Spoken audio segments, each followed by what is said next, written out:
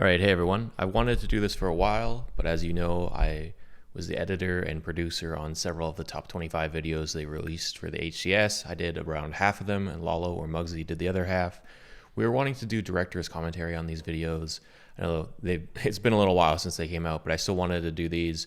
Originally, I wanted to do them with Lalo, but he's very busy. So I'm going to move on to just doing the ones I produced by myself on director's commentary here. Maybe in the future I can get some of Lalo's time and we can do some together, or at least the ones he created together, because they're amazing. So if you haven't seen them, links down in the description, but they're like some of my favorite esports videos I've ever produced and probably ever seen as a fan, as you see a cat run by in the background. So we do director's commentary, and we're starting with number 10 in the top 25, which is Frosty's video, and I was the producer and creator on this video. For the intro here, we worked with the team internally and recorded like a ton of different footage of a bunch of different legacies, like the 3 eras of like Xboxes, Xbox controllers, jerseys, stuff like that. So we kind of altered them depending on the player and what era they're from, and obviously we put Frosty in the new era, so he got that new Xbox controller. This was heavily inspired by the NFL for how they do their top 100 players. You can kind of go through and see it. But number 10, Frosty. Probably the most controversial one in his placings people put, but I mean, he ran Halo 5. You talk about flashy players. So like I said, I was the editor and producer for all this, so I picked all the music, all the shots. Like I worked on this, obviously had tons of feedback and notes for people working above me, for people working obviously in the HCS team or in a 4-3-4-3. But man, I'm really happy with the way these turned out. Like the music that hit there, I don't know how loud I have this off audio, but it's so nice. I love it. You talk about flashy players all the time. You talk about the shot too. Plays that players have made, but with Frost, I was a little worried about. I did a lot of warp stabilization on some of these shots. You can't really see. A lot of times, if it doesn't work, I just scrap it. You talk about flashy players all the time. It's warp stabilized. You can see in the corners a bit. Magic plays that players have made, but that's such a cool Frosty, shot. It's this one you can see too. Every series, every game, there seems to be a moment where Frosty does something that others would aspire to do once a series, once a tournament. He's aggressive, his movement, his shot, something. Just take a moment to look at Wes's eyes. Come on. They're so blue. His movement, his shot, something. Oh, so the shot goes so hard. He's just a human highlight reel. I love it. That's his name. Next time I get to cast Frosty in Halo, I'm gonna call him the human highlight reel. What's nice is obviously I edited Frosty's tournament only montage, so I already had all these clips. Like I have all of Frosty's Halo 5 clips, so it's kind of a no-brainer. I did Frosty's one, but I would love for you guys down in the comments to try to guess which of the top 10 I did and which of the top 10 Lalo did, and I'll comment down on who's the winner. But they should be pretty obvious, at least in my eyes. I can see the different editing styles, but I would be very interested to see if you can nail exactly which ones I created. Angle as we see Rockets, and he'll connect the shot as well. Oh my God, and he gets the double. What an angle! So originally this section was edited a lot more like a montage, but I was using footage that isn't from tournaments. We ultimately decided that it's better to have just tournament footage, which makes sense. You don't really need multiplayer clips in this.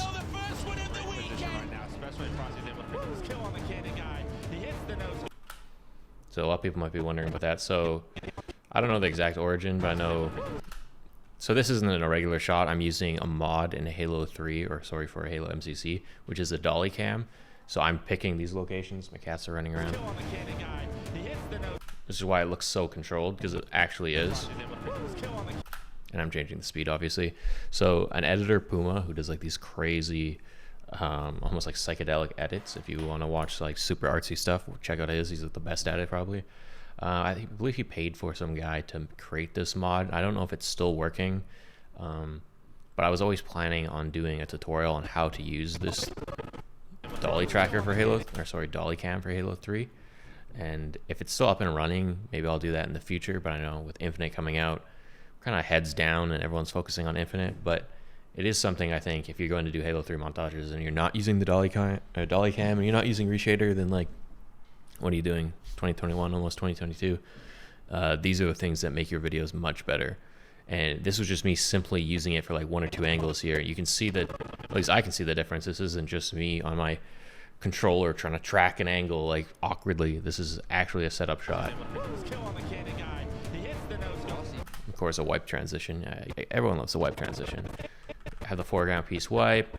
Boom, it transitions into another piece wiping. You can never go wrong with that.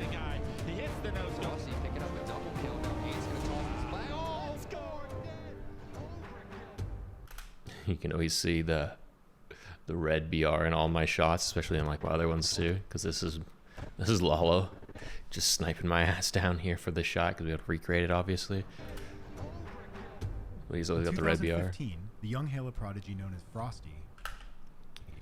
So we wanted to add VO. At one point we weren't deciding if we were going to, because we're like, oh, does it need VO? And really it doesn't, but adding the VO kind of adds this other level of like seriousness or professionalism almost to the video, I would say.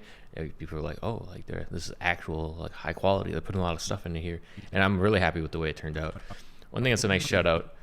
So this is Iron Games Daytona, and this is actually an image, or sorry, a video from the event where Frosty made his debut. Obviously there was a ton of copyright things we're trying to avoid.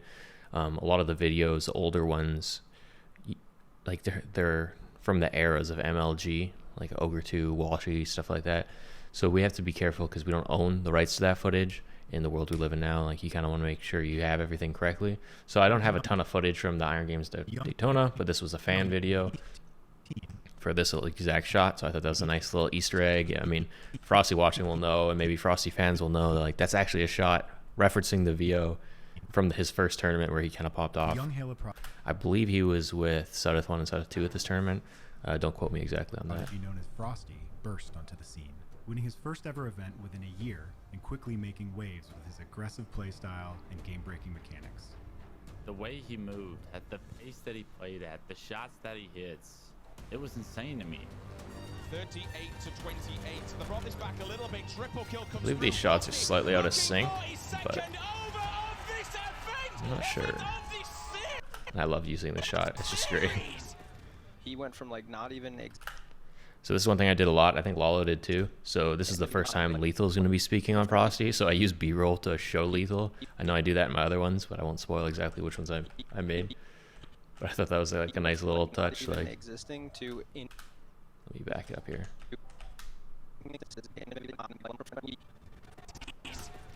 So introduce Lethal, show that Lethal is his teammate, so the audience gets it. Now he's talking. In every single game nonstop. I knew that he was like actually good. Then a clip of him impressing Lethal. I don't know. Never does he waver. So obviously that was a multiplayer clip, and I said we weren't going to use multiplayer clips, but because it's a stream clip and how cool it is, I mean, look, it's nice. Individual confidence. He's always assured of himself. He always knows that he can get the job done. I mean, he just makes, on the surface, some like weird boneheaded plays, but like they're actually perfect and calculated, or I hope they are. Otherwise, he's a madman.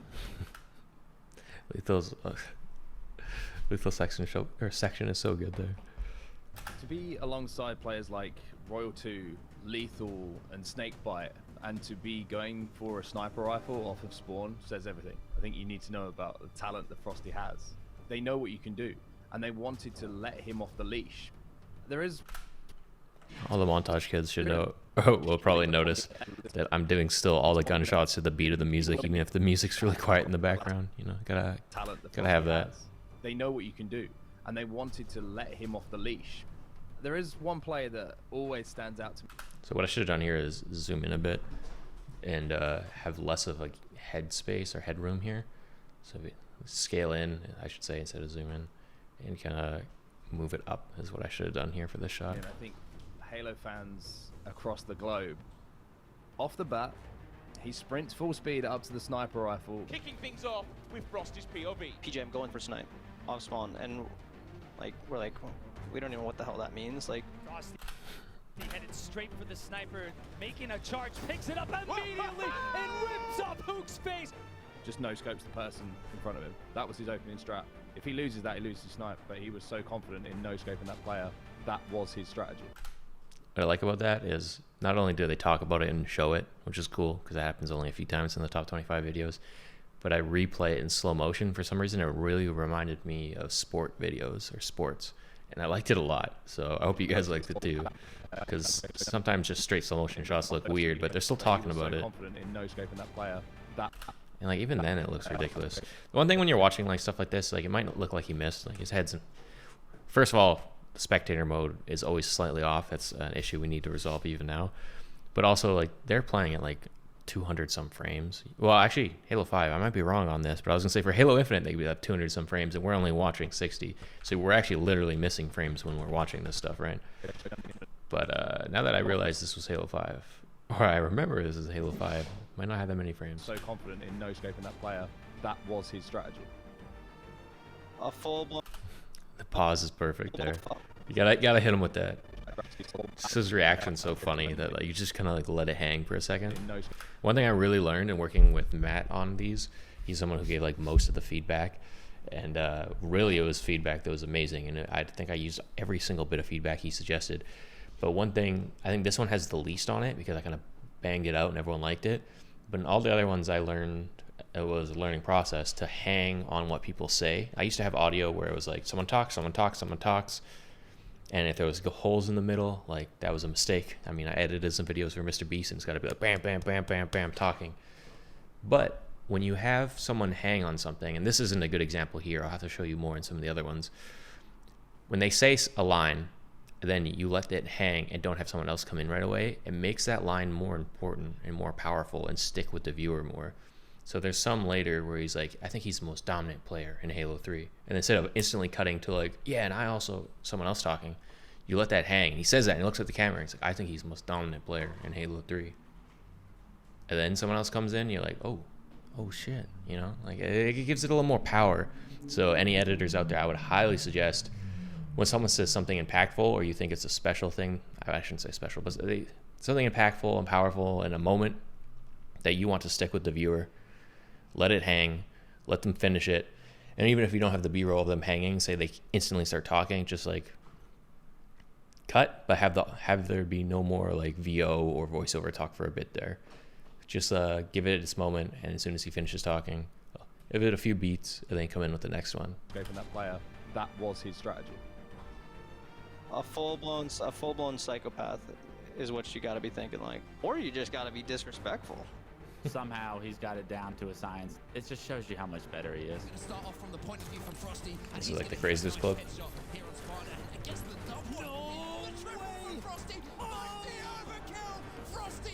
It's nasty. This could be like the best Halo 5 clip, right? In tournament? Just 2 years after entering the league, Frosty won back-to-back Halo World Championships and went on to be named Halo 5's best sniper and overall most valuable player.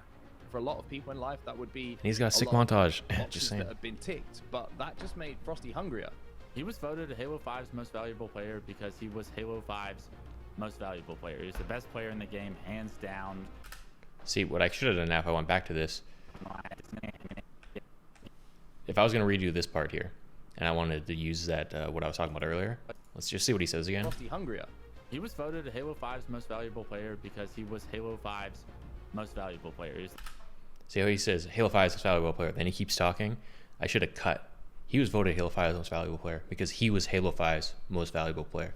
And then wait, 1, 2, 3, and then have someone else come in and talk. And then you would have been like, oh, damn, he was Halo 5's most valuable player. He was voted Halo 5's most valuable player because he was Halo 5's most valuable player. He's the best player in the game, hands down. I don't think I've seen him play a bad game of Halo. When the white Even right there, I could have had a little longer pause after he says that, because you can see he's looking at the camera. You could just hold on his face. He's like, yeah, I just said that shit. when the white And then it shined comes in. brightest, you took over, and you. That hoodie is so trophy. I'm sick. sure all 3 of your teammates voted for you, and for good reason.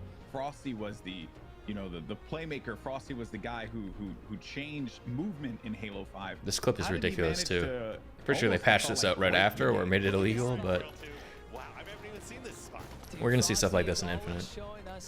I don't think anyone's ever seen it. For Frosty to be surrounded by 3 of the greatest players of all time, and for him to be the least experienced, arguably, out of all of those players as far as Halo history is concerned, and still be considered by a lot of people to. So we have a lot of footage like this saved up. So when I joined 343, I noticed we had tons and tons of B-roll from all these events that fans have not seen, or they haven't really been used at least to the potential that people are like, the amount of footage we have. So one of the things I'm really proud of is, as I started as a content producer here at 343, I really want to share the footage that is captured in our archives with our partnered teams so they can create amazing content. Like, I can always create cool content like this, and having me physically or like manually editing is cool and all. They can produce better things than me, more things than me, faster than me, and hit it from different angles. So if I can supply them with all the tools they need to make this stuff, then I'm doing my job. And that's what I'm excited about. Is I just can't wait to watch the content people make around Infinite and around the scene and around our players. And it's just so exciting. Man, Raleigh's in like 2 weeks, and I can't wait to see the storylines that come out of this. To be the standout player on that team says everything about his desire to win and his ability as a player.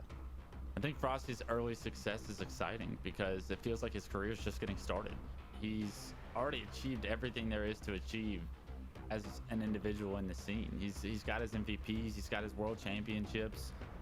What's next for this kid? I love having the music end before he says that. I think that's such a nice touch. Not to pat myself on the back for something I did, but you know. As an individual in the scene, he's got his MVPs, he's got his world championships. What's next for this kid?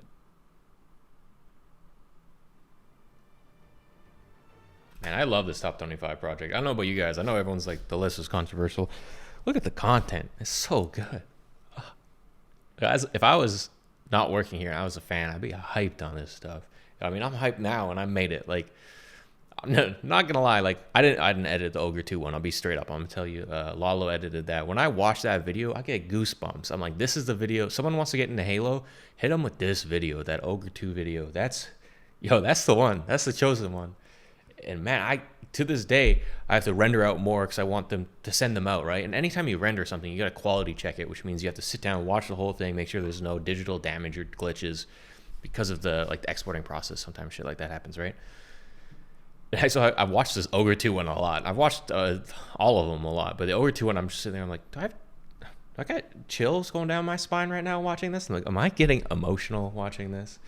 And I forgot where I was going with that rant, but man, I'm just stoked on how these turned out, and everyone liked them. And they're popping off on YouTube now. Like, obviously they popped off on Twitter, and we had like a small YouTube channel that we made for Halo Esports.